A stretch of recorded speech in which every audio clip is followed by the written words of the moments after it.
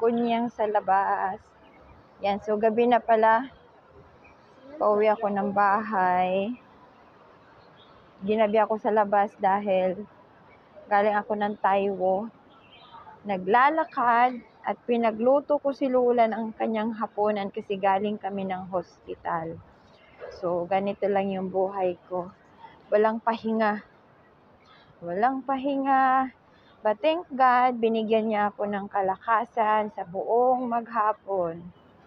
At syempre, protection na rin sa akin. So, thank you, Lord.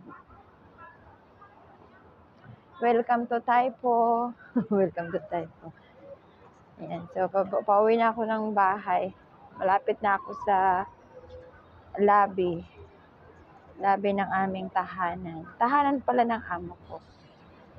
Please follow my page kasi yung ano ko na